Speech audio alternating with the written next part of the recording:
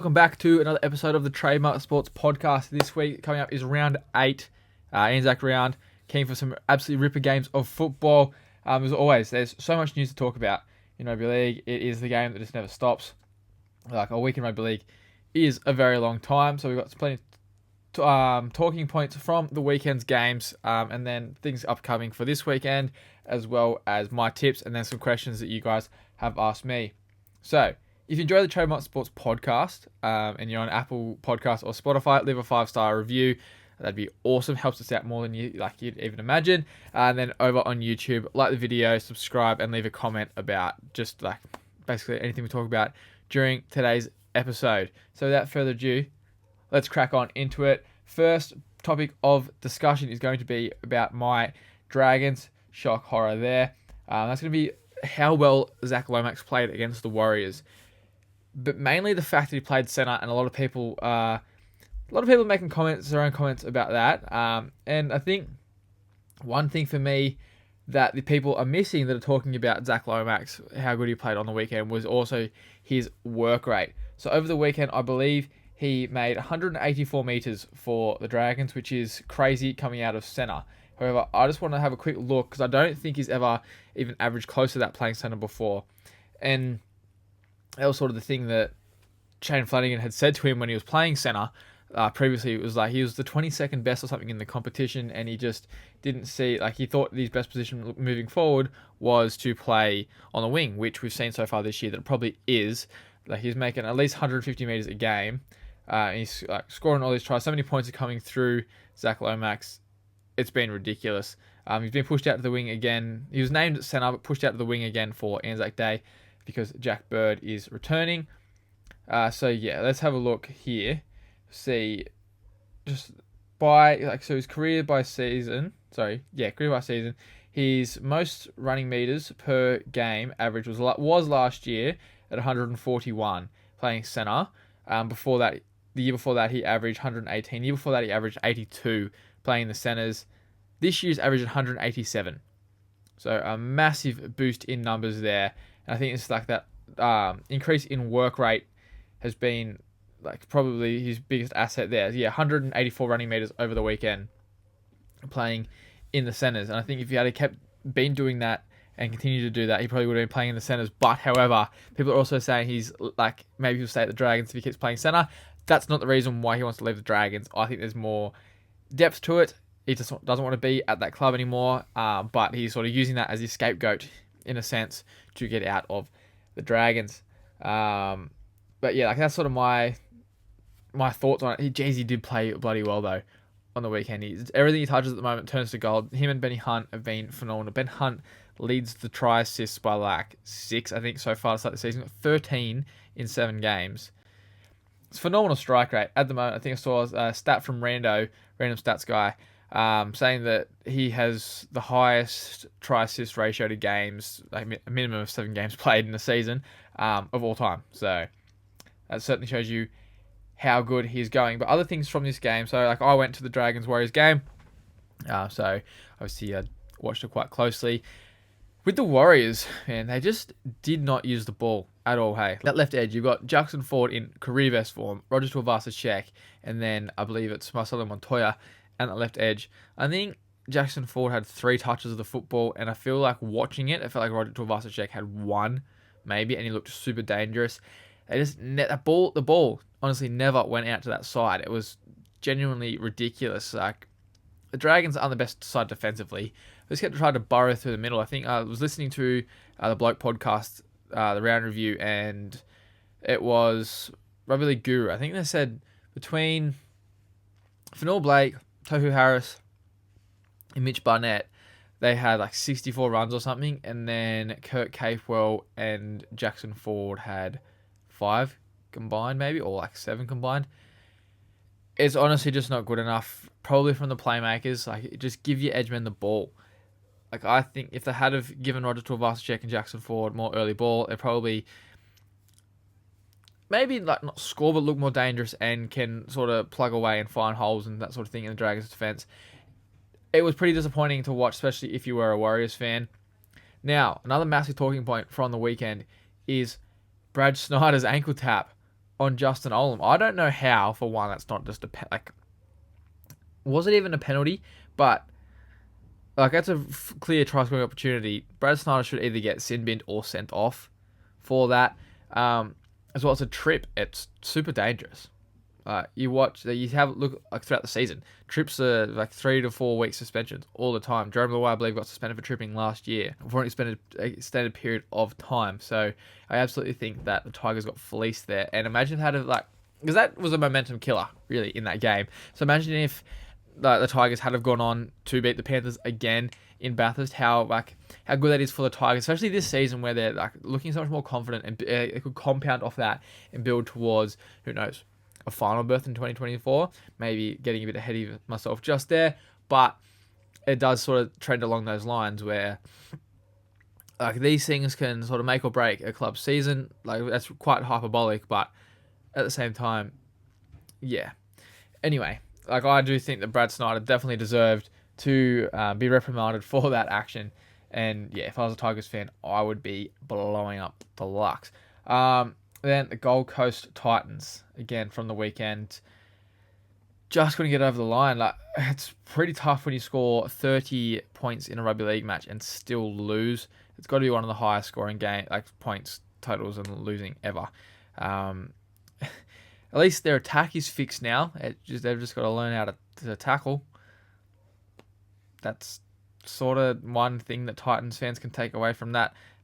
Again, I feel sorry for Titans fans. The players as well. They are trying.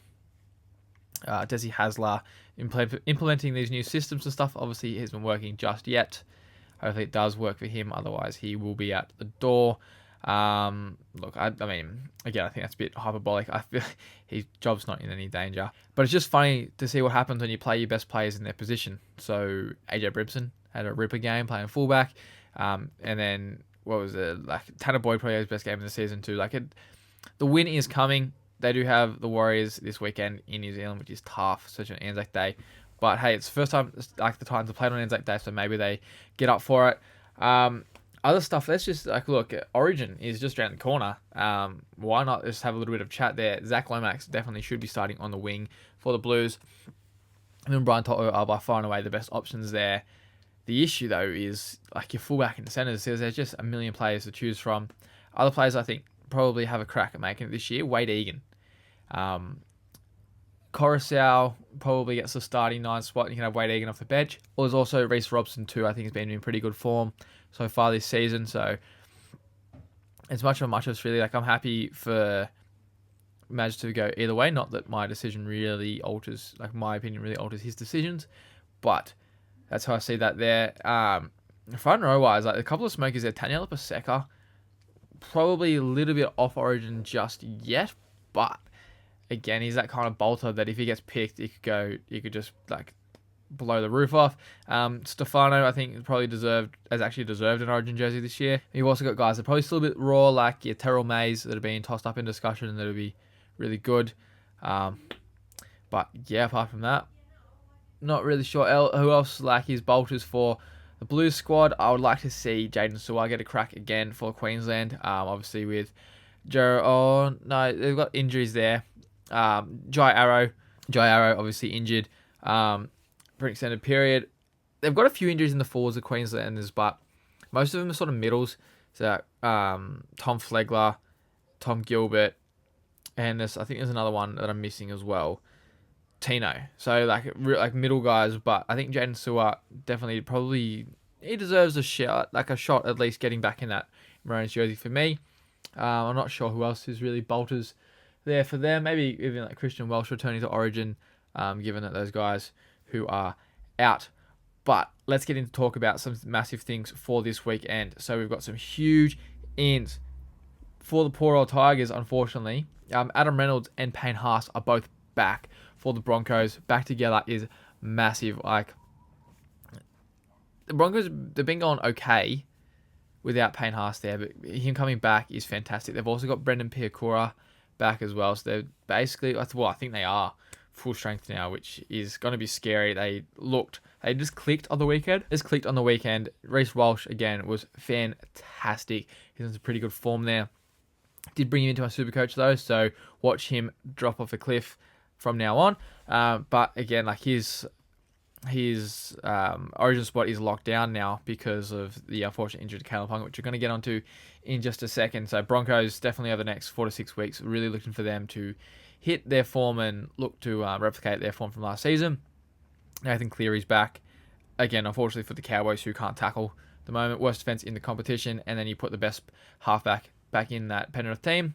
Yeah, could be ropes for the Cowboys there. I just wanted to have a look as well and see who else got named for the Panthers, especially in the outside backs, because Paul Alamotti, fantastic player. He's one of those kind of players that you just thought as soon as the Panthers signed him, he's just going to turn into a gun. I know he only signed a 1-year contract, but he came in on the weekend, looked good, scored a meaty, which is always good for the confidence for other players. So the outside backs, the centers are still Isaac Tonga and Taylor May, which just shows the absolute depth that the Panthers do have. There again, they look pretty full strength here. That's scary. Liam Henry, is he back in? He might have played last weekend. Look, I would hate to be the Cowboys, who have been struggling defensively against this team. Again, it is up in North Queensland. We're going to get my tips a bit later anyway, but it's up in North Queensland. Always a tough place to go. But let's talk about the other big news from the weekend, sort of into this weekend as well, is Caleb Ponga's injury. Went into the game with a hip pointer, coming out of the game with a Liz Frank foot injury, mid-foot fracture, which is basically ACL of the foot, and a very, very tough recovery. I think his time frame is 6 to 12 weeks, so not the worst for Liz Frank. So hopefully it's more of like a acute, a small fracture, which would be really, really good signs for the Knights, to be honest, because it can be a 6-month recovery time frame sort of thing. A lot of people saying that his injury is mismanaged. Maybe he was, because he probably should have been playing because of the hip.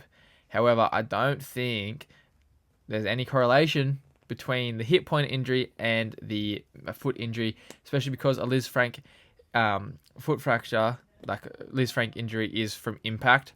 It's not like it's something that's like an overuse injury or can sort of be caused. Like, it's not like a follow on from another injury, if you know what I'm saying. So it would have been from direct force, big impact on the midfoot. So maybe, look, if he wasn't playing, obviously he wouldn't have got injured, but it is what it is. You've got to move forward. David Armstrong gets his chance for the Knights, so we'll see how he goes moving forward in his NRL career. Let's get into the tips for this weekend, however.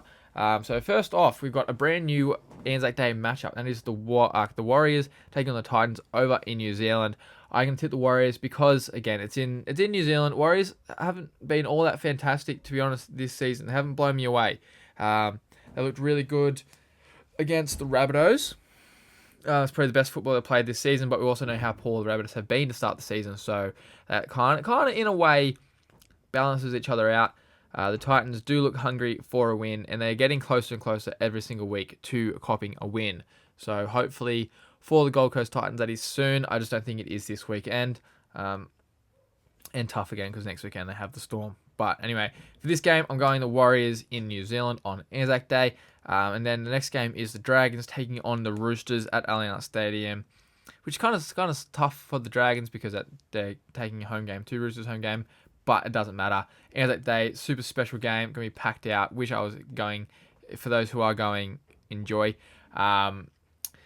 Tipping the Dragons, because we've won 2 in a row. Roosters haven't looked fantastic. Having Victor Radley and Daniel Tupou out, it's going to hurt them as well, especially with Victor Radley out. Kind of the barometer for their team a little bit, I feel. But the thing is, though, because the Dragons have won 2 in a row, and I'm excited to watch them play, and I feel confident in the team to get the win. That's probably why they will lose, but either way, I will stick to my guns and go to St. George Illawarra Dragons for a win there. And then we got the Storm versus the Rabbitohs in Melbourne on Anzac Day. Rabbits have never, ever, ever won in Melbourne. Storm win well.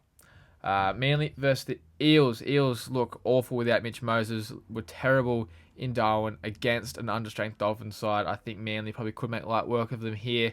I don't know what the go is with the Eels. It's one of those things where, look, Brad Arthur got them from the bottom of the ladder and took them to a grand final. Didn't get over the line, but like he turned it around pretty much. However, it does feel like he's just sort of overextended his stay a little bit. Massive in for Manly is Nathan Brown. He's been fantastic this season. For the Eels, huge. Ethan Sanders makes his debut. So congratulations to him and the Sanders family for that. But it probably won't be a good day for him. Well, I say that. Hopefully he plays well, but I don't think results-wise it'd be a good day for him. Then we go on to Tigers versus the Broncos. Spoke about this a little bit just previously with the Broncos having all their players back. Like, it's really unfortunate for the Tigers. Fun fact about the Tigers, they haven't won at Campbelltown since 2020. So it was obviously COVID year. The attendance for that game was 104. So maybe if the Tigers fans boycott this weekend, they might win that game at Campbelltown. But yeah, look, I still don't even think that'd be enough. Broncos do win that one and win quite well. We've got Cowboys versus Panthers. Again, spoke about this a little bit. Cowboys defensively have really, really, really struggled. Even like that game where they put on nearly 50 against the Dragons, they still conceded 4 tries. They do have the worst defensive record in the comp. And there is a team who has won 1 game and a team who has won no games in the comp at the moment. So that sort of shows you all you need to know about the Cowboys defense at the moment. Panthers, again, as I said before, have Nathan Cleary back. So it could be a tough day for the Cowboys, even though it is in North Queensland. So a very hard place to go. Cowboys notoriously really, really good up there as well. Don't often get beat at home, but I think Panthers are the kind of team to be able to do it. Then we've got Dolphins versus the Knights. Knights with no Kalen Ponga, David Armstrong debuting. Dolphins still without a whole bunch of players, but again, the Knights haven't been fantastic themselves so far to start this season. So I do think the Dolphins get the chocolates there in that game. And then we go into the Raiders versus the Sharks. Now the Sharks, top of the table somehow. They've been quite good, to be fair to them. Nico Hines has been okay, but like Ronaldo Mulatalo has been ridiculous. We do have some pretty big changes in the halves though this game, which is actually really excited to watch. So obviously Braden Trindle is out indefinitely due to his off-field discretion. So Daniel Atkinson comes in and plays 5'8" for the Sharks, which I'm like stoked for him and see. It'd be good to see how he goes this weekend. As well, Cade Dykes now on the extended bench. Probably won't play, but stoked for him that he's coming back from those injuries.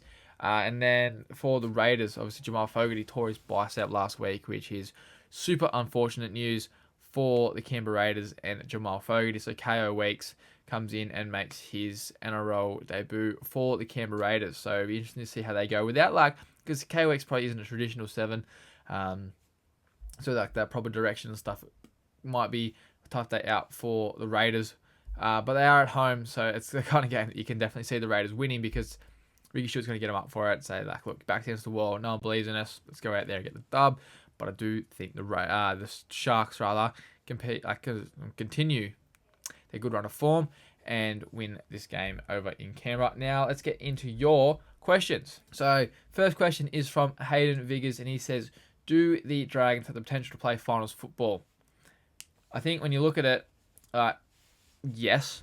The Dragons on their day, like we're talking about, they have the potential. So the absolute max of the potential to play finals football. Yes, we've seen them play, like when they play really good, they're really, really good and will be tough to beat. They just have like those inconsistencies. They can't put like sort of back-to-back weeks together often. We have seen win the last 2 weeks, but we'll have to see how they go again this weekend because they could drop off a cliff again and then it's sort of we're back to square one. We just need to keep building and getting that consistency up as we go. But absolutely, I think if they can find that consistency, then Dragons could be on for finals footy, which is crazy to say. The next question is from Elliot.Demoni, and he says, "Will the Dragons make top 4? Nah.